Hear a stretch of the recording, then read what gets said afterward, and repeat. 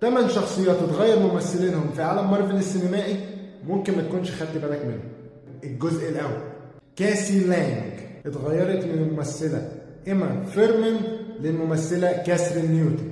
أدت الممثله إيما فيرمان دور كاسي لانج في فيلم افنجرز اند جيم، وقامت بمشهد كان رائع ووصل لي شعورها جدا وكان رهيب وفعلا علق معايا.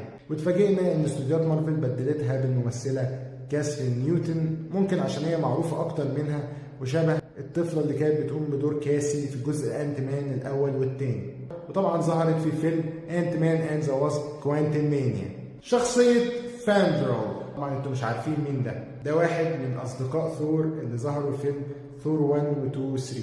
اللي مثل الدور في فيلم ثور 1 كان الممثل جوش دالاس، وتغير بالممثل زكري ليفاي في الجزء الثاني والثالث. واصلا الممثل زكري ليفاي هو كان مقبول في الدور من الاول